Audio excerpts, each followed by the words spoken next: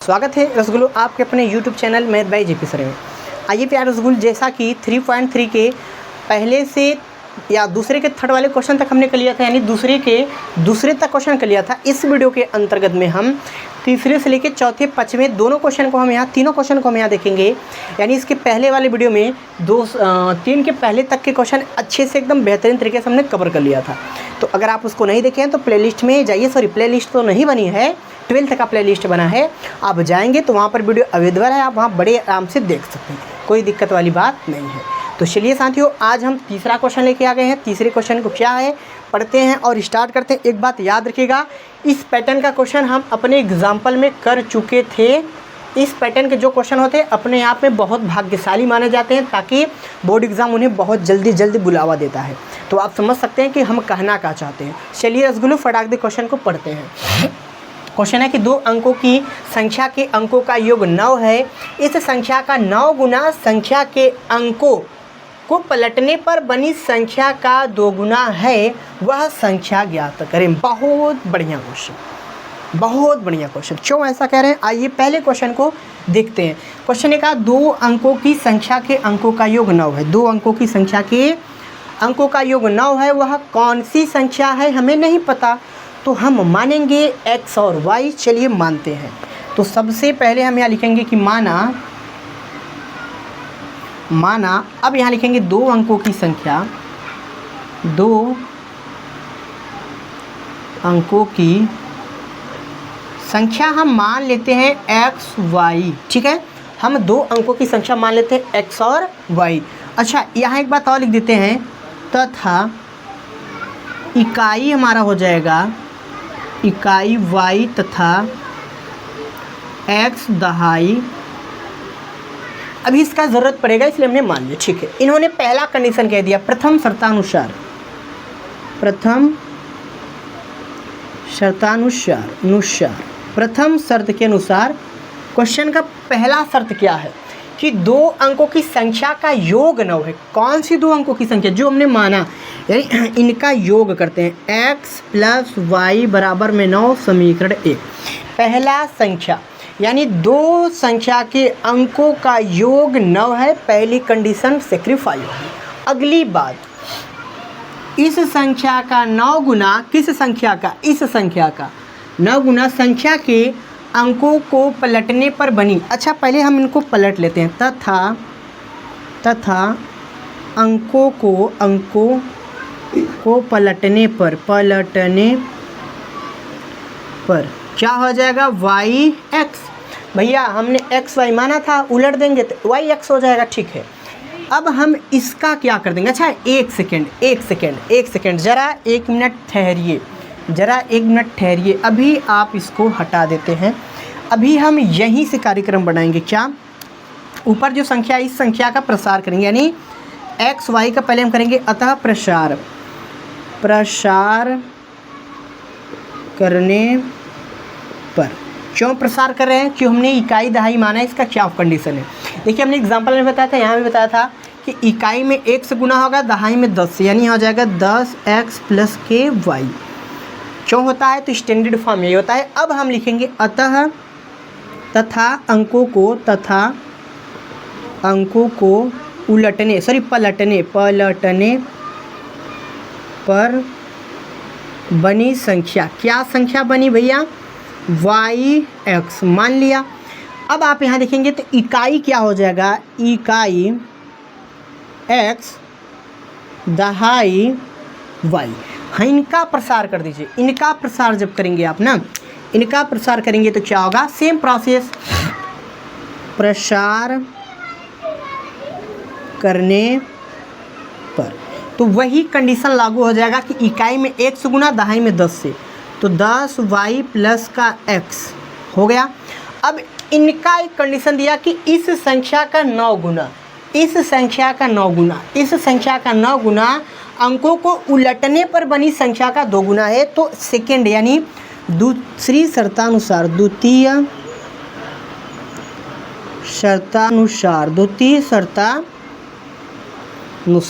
क्या क्या कंडीशन दिया है, 10x + y बराबर में 10y, हाँ इस संख्या का 9 गुना, इस संख्या का 9 गुना, इसका 2 गुना। अब इनका मल्टीप्लाई करते हैं तो 9 दहा में 90x प्लस के 9y बराबर में 10 दूना के 20y प्लस के 2x।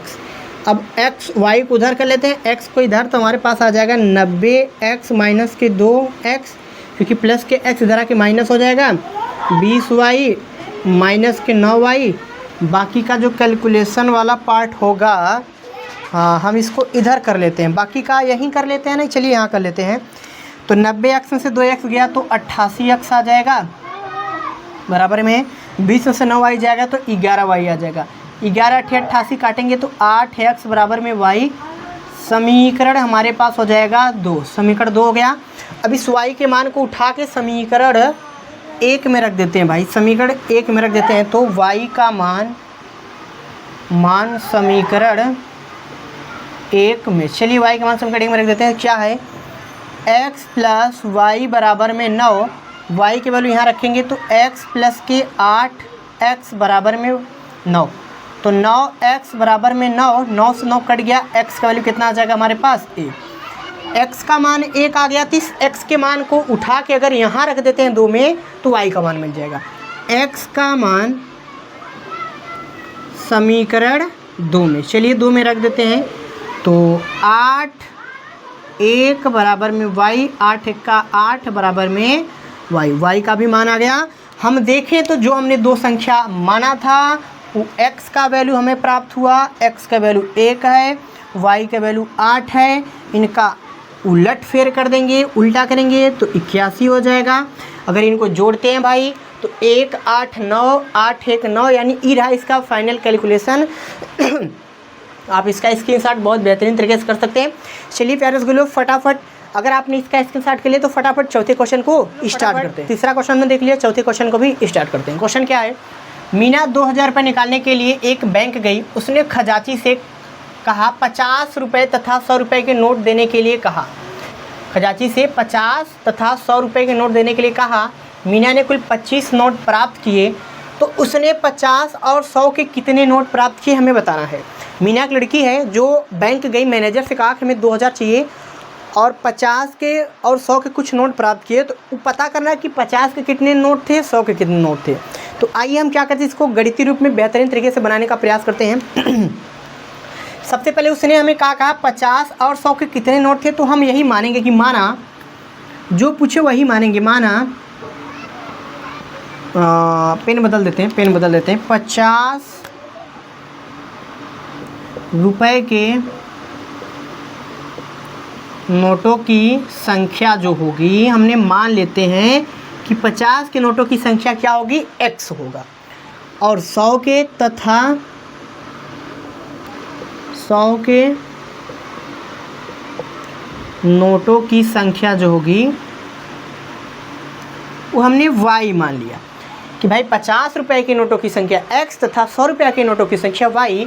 तो प्रश्नानुसार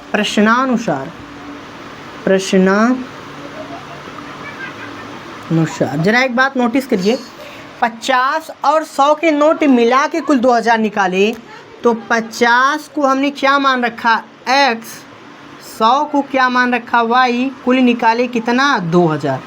अगर यहाँ से 50 कॉमन लेते हैं तो आ जाएगा x प्लस के 2y बराबर में 2000, और 1 0 से 1 0 कट गया, 5 चौके 20 यानी देखा जाए तो 40, x प्लस 2y बराबर कितना आ जाएगा 40। समीकरण नंबर 1।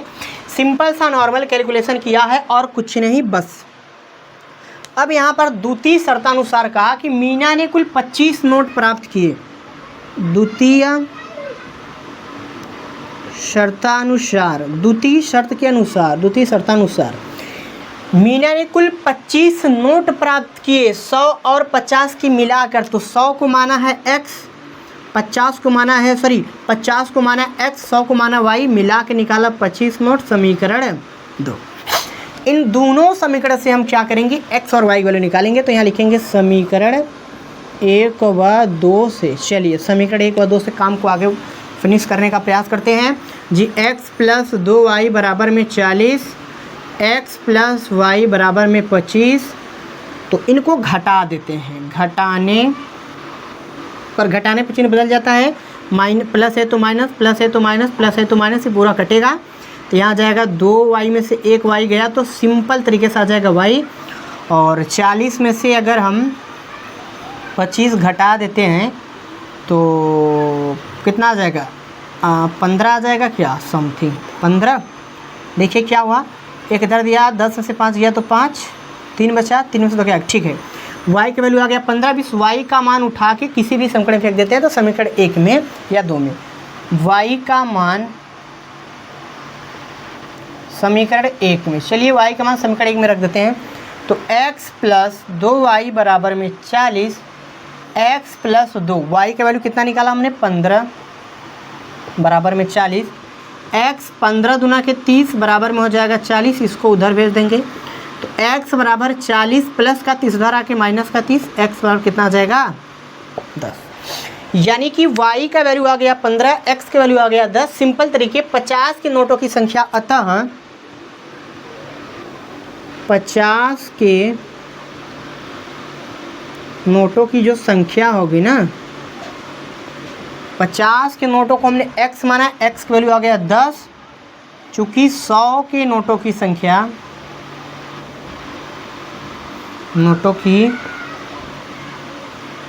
हो जाएगा कितना, y यानी 15। ई रहा इस क्वेश्चन का फाइनल कैलकुलेशन। आप इसका स्क्रीनशॉट कर सकते हैं साथियों फटाफट। चलिए हो जाएगा। तो चलिए मेरे प्यारे साथियों रसगुल्लो, फटाफट 5वें क्वेश्चन को स्टार्ट देखते हैं। फटाफट हम 5वां क्वेश्चन, हमने चौथा क्वेश्चन देखा बहुत बेहतरीन तरीके से, तो 5वां क्वेश्चन भी देखें, एकदम लाजवाब तरीके का क्वेश्चन है। क्या क्वेश्चन है, आइए क्वेश्चन को पढ़ते हैं।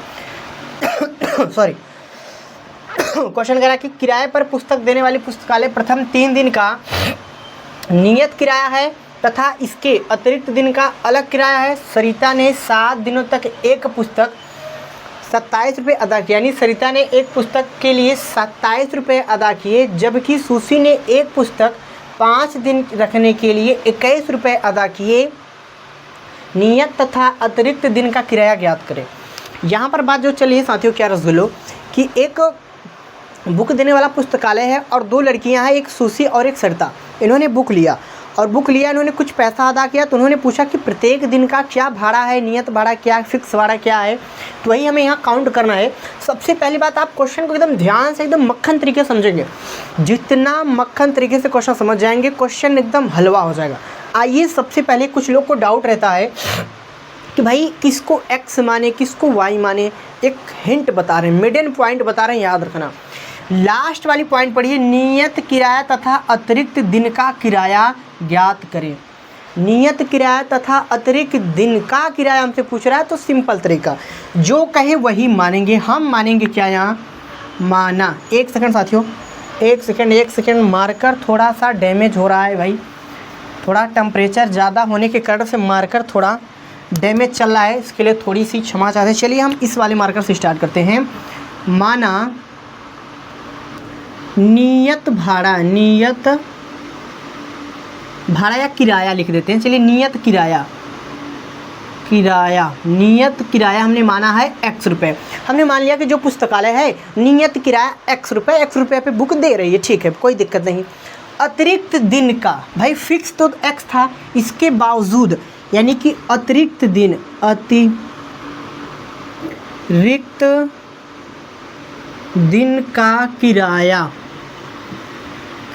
अतिरिक्त दिन का किराया हमने क्या मान लिया भैया, y रुपये। नियत किराया x रुपये में मान सकते हो आप, कोई दिक्कत नहीं।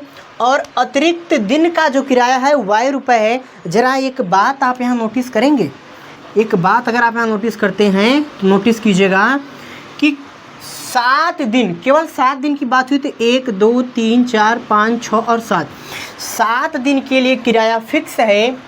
क्वेश्चन ने कहा किराए पर पुस्तक देने वाली पुस्तकालय प्रथम 3 दिन का नियत, भाई 3 दिन का फिक्स किराया है, 3 दिन का जो किराया है वो फिक्स है, इसके बाद फिक्स है तथा इसके अतिरिक्त दिन का किराया अलग है। सरिता ने 7 दिनों तक एक पुस्तक रखने के लिए 27 रुपये अदा किया। सरिता ने 7 दिनों तक एक पुस्तक रखने के लिए 27 रुपये अदा किया, जिसमें से 3 दिन तो फिक्स है, बचे 4 दिन। भाई 3 दिन तो फिक्स है, 7 दिन में 3 ऐसा दिन था जो नियत था, तो यहाँ पर जो हमारा नियत हो जाएगा प्रथम शर्तानुसार, अगर हम कहें प्रथम शर्तानुसार, जरा बात ध्यान समझिएगा भाई, 7 दिन के लिए उन्होंने बुक लिया, उस 7 दिन में 3 दिन फिक्स है। क्या फिक्स है? 3 दिन तो नियत है, यानी नियत भाड़ा x प्लस अतिरिक्त दिन कितना हो रहा है 1 2 3 4, 4 दिन अतिरिक्त यानी 4y बराबर कुल कै रुपया दिया 27 रुपया दिया, समीकरण 1। बात समझ में आ गई? सिंपल तरीका था। चलिए द्वितीय शर्तानुसार, द्वितीय शर्तानुसार,